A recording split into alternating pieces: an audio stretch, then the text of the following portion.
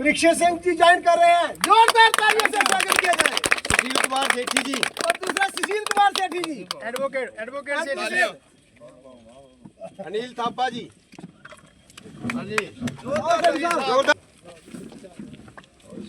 अनिल थापा, तालियां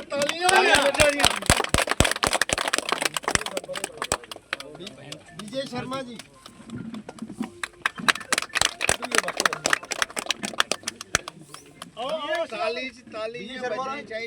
कंटिन्यू रखो ताली। सुरेश कुमार जी, श्यामलाल जी, देसराज जी, सुरेश जी आगे चलो। आज एक बहुत ही महत्वपूर्ण बैठक पैंथर्स इंडिया की हुई है उधमपुर में, जिसमें काफ़ी सारे सीनियर लीडर रहे हैं जो दूसरी पार्टियों में, ख़ास तौर पर भारतीय जनता पार्टी ने, उन्होंने अपनी पार्टी को छोड़कर पैंथर्स इंडिया का दामन थामा है, जिसमें हमारे डीडीसी हैं, परीक्षित सिंह जी हैं, जिनका एक बहुत बड़ा रोल रहा है पहले भी पैंथर्स पार्टी में, और अब दोबारा ये घर वापसी कर रहे हैं और पैंथर्स पार्टी को आगे ले जाने के लिए इन्होंने अपनी पूरी कमिटमेंट जो है वो आज की मीटिंग में दिखाई है। और आने वाले वक्त में हमें लगता है कि ये सारी टीम है। हमारे साथ जो सुशील सेठी हैं, एडवोकेट हैं, वो भी पैंथर्स पार्टी ज्वाइन कर रहे हैं। अनिल थापा जी हैं, वो पैंथर्स इंडिया ज्वाइन कर रहे हैं हमारी पार्टी। इसके साथ ही साथ सुदेश प्रिंसिपल साहब हैं, वो पैंथर्स इंडिया ज्वाइन कर रहे हैं। इसके साथ हमारे रिटायर्ड मुल्क राज जी हैं, मास्टर हैं, और इनका बहुत बड़ा योगदान रहा है सोशल सर्विसेज में। पहले भी विजय शर्मा जी हैं, ये भी मास्टर रिटायर हुए हैं, और इनका भी एक बहुत बड़ा योगदान रहा है लोगों की सेवा में। ये भी आज पैंथर्स का दामन थाम रहे हैं। इसके अलावा हमारे जो देसराज जी हैं, ये भी पैंथर्स इंडिया का दामन आज थाम रहे हैं, और बहुत सारे लोग हैं आज, इनके साथ कोई 200 के करीब लोग और, जिन्होंने आज पैंथर्स इंडिया का दामन थामा है। हम इनका पैंथर्स इंडिया में स्वागत करते हैं और ये उम्मीद रखते हैं कि उधमपुर में जैसे पैंथर्स इंडिया पहले पायदान पे आती थी, वही रुतबा पैंथर्स पार्टी का आने वाले वक्त में होगा, क्योंकि मौजूदा हुकूमत जो है, ख़ास तौर पर भारतीय जनता पार्टी के नुमाइंदे जो हैं, वो पूरी तरीके से फेल हो चुके हैं लोगों की समस्याओं को उजागर करने में। 4 एमएलए भारतीय जनता पार्टी के बने और 1 साल में ही लोगों को इतनी मायूसी और इतनी निराशा का सामना करना पड़ रहा है जितना आज तक कभी भी देखने को नहीं मिला है। असेंबली में लोगों की जो मुश्किलातें हैं, जो समस्याएं हैं, उनको उजागर करने में ये तमाम एमएलए पूरी तरीके से असफल साबित हुए। और बड़ी हैरानगी की बात है और दुख भी होता है इस बात का कि असेंबली में सिर्फ तू मैं होता है। Only heat is generated without any light. लोगों को कोई रोशनी की किरण नजर नहीं आ रही है। एक दूसरे के साथ जो उनकी तकरार होती है, और नतीजा ये होता है कि लोगों की समस्याएं जो हैं वो जूं की तू रह जाती हैं। अब ये जो मसले हैं, ये पैंथर्स इंडिया ने बीड़ा उठाया। ये समस्याएं लोगों की उभारेंगे और उसका समाधान करेंगे, और तमाम इंतजामिया को जिला उधमपुर में जवाबदेह बनाया जाएगा।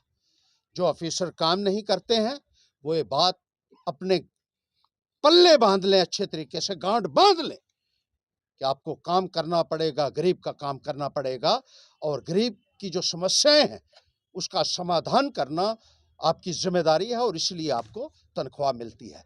बीपीएल लोगों के काटे जा रहे हैं, लोगों की पेंशनें काटी जा रही हैं, हैंडीकैप जो फिजिकली चैलेंज जो लोग हैं उनकी पेंशन्स काट रहे हैं, ओल्ड एज की पेंशन्स काटी जा रही हैं।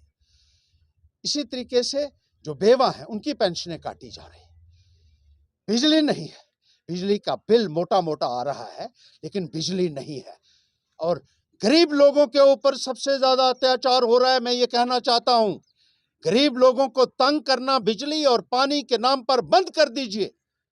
बिजली आप दे नहीं सके, पानी आप दे नहीं सके। आजादी को 79 वर्ष हो चुके हैं, 80वें साल में हैं हम। अभी तक हमारे गांव में लोगों को पीने का पानी मुहैया नहीं हो सका है।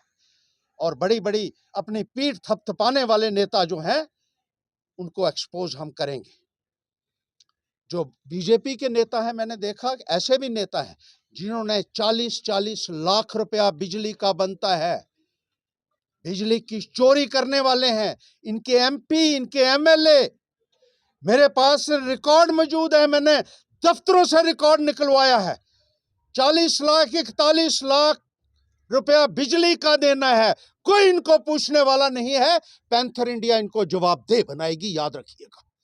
और गरीब आदमी के ऊपर अगर किसी अफीसर ने जुल्म किया तो याद रखना, बख्शे नहीं जाओगे आप।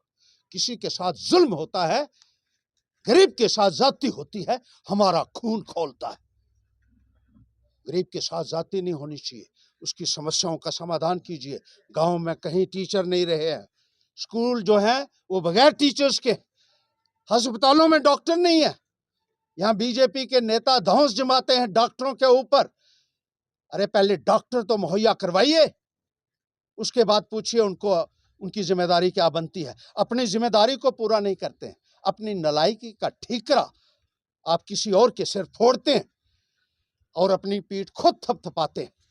भारतीय जनता पार्टी ने जितना लोगों को हैरास किया, गरीब आदमी को जितना परेशान किया है, उतना आज तक मैंने किसी भी सरकार में होते हुए नहीं देखा है। लेकिन अब ये नहीं होने देंगे। बहुत अच्छी टीम आप देख रहे हैं हमारे सामने है और लगातार लोग ज्वाइन कर रहे हैं पैंथर्स इंडिया को। हमने ये फैसला लिया है कि 17 फरवरी को पैंथर इंडिया के कार्यकर्ता इकट्ठा होंगे भगत सिंह पार्क गोल मार्केट में और वहां से जुलूस की शक्ल में डीसी ऑफिस तक जाएंगे, हजारों की तादाद में। और एक मेमोरेंडम दिया जाएगा डीसी को, लोगों के मुतालबे इंतजामिया के सामने रखे जाएंगे और उसका समाधान करने के लिए उनको एक तय सीमा दी जाएगी। क्योंकि लोगों का भरोसा चुने हुए नुमाइंदों से उठ चुका है, एमएलए से उठ चुका है। एमएलए को हम देखते हैं असेंबली में अपनी तनख्वाह के लिए लड़ रहे हैं। जिन लोगों ने उन्हें जिताकर असेंबली के अंदर पहुंचाया, उन लोगों की कोई बात नहीं हो रही। लोग त्राहिमाम कर रहे हैं और बुनियादी सुविधाएं अगर लोगों को मुहैया नहीं हो तो ऐसे एमएलए को कुर्सी पर बने रहने का कोई अधिकार नहीं है।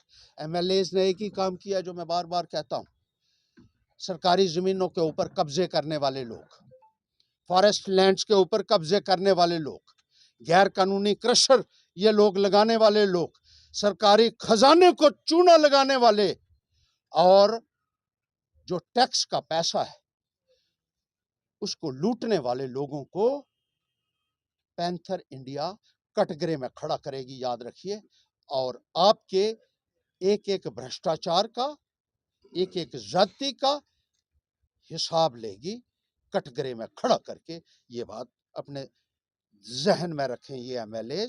और लोगों से कहना चाहते हैं आपके साथ हम खड़े, कंधे से कंधा मिलाकर पैंथर इंडिया के जो हमारी टीम है आपके साथ चलेगी, ताकि जो अन्याय आपके साथ हो रहा है, गरीब के साथ जो अन्याय हो रहा है, उससे आपको बाहर निकाल सके। हम सब लोगों को साथ लेकर चलना चाहते हैं, चाहे वो किसी भी समुदाय से हो, किसी भी जात या मजहब से ताल्लुक़ रखते हो, वो सारे हमारा परिवार का हिस्सा है। और उनके लिए पैंथर्स इंडिया जो है वो खड़ी होगी और पूरी शिद्दत के साथ उनके लिए लड़ेगी और कंधे से कंधा मिलाकर उनके साथ खड़ी रहेगी।